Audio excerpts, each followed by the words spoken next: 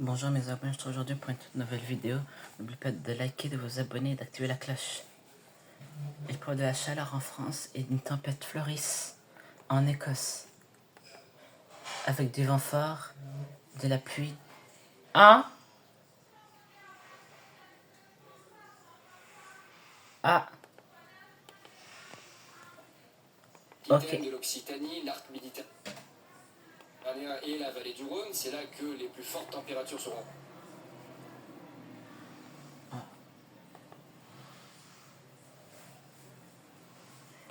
enregistrées. Et éventuellement, on peut mentionner quand même le risque d'une canicule, c'est pas encore confirmé.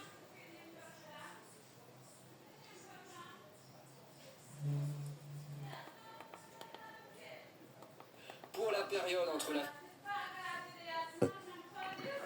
fin de la semaine prochaine et le 15 août, ça sera confirmé ultérieurement si vraiment en plein milieu de l'été. Habituellement, on parle de ça en hiver, hein, pas en été. Donc comme quoi, il peut toujours se passer des dingueries, hein, peu importe la période de l'année. Ouais, franchement, c'est assez exceptionnel. Hein. Je pense que les Écossais, ils se préparent à un truc qui est quand même, voilà, un petit peu hors catégorie pour eux, puisque du coup, ça se produit hors saison, vraiment totalement hors saison. Je pense qu'il y aura même plus de dégâts que sur la période hivernale, parce qu'ils n'ont pas trop l'habitude de se prendre des vents à 160, 170 sur les côtes en plein mois d'août.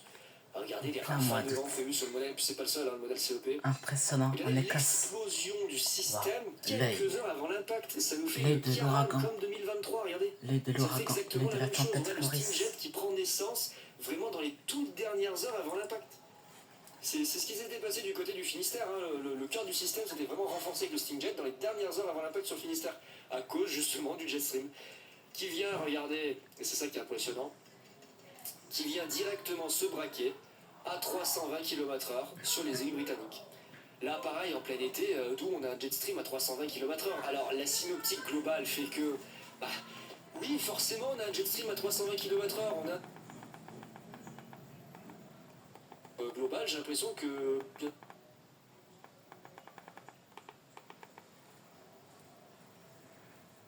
belge.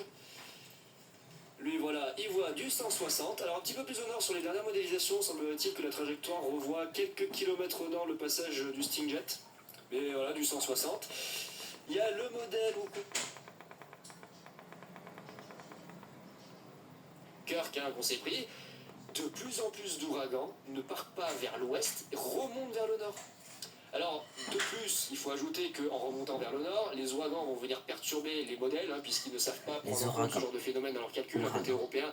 On n'arrive pas très bien à vraiment les inclure dans les calculs, hein, notamment sur les paramètres atmosphériques. Les Américains, ils savent le faire, mais nous, on ne sait pas encore le faire. Donc là, ça va être problématique, ça va être vraiment problématique. Ça draine des quantités d'humidité, de vent, de pluie, de chaleur. C'est vraiment des petits soleils, c'est des petits soleils, ces conneries. On risque d'avoir à nouveau des menaces. On verra bien ce qu'il en sera. On verra bien ce qu'il en sera. Pour l'instant, c'est pas encore été. On va surveiller tout ça. Bon, côté français, des températures élevées, voilà, typiquement. Je vais pas trop en parler, mais mardi. Mais il fait beaucoup d'eau. Il va y avoir de fortes canicules en France. C'est dans le sud jusqu'à 42 degrés. Et 45 degrés, il prévoit. 45 degrés, il prévoit au sud de l'Espagne. Forte chaleur en basse vallée du Rhône. Puis mercredi, voilà, essentiellement près de la Méditerranée, du côté du sud-ouest.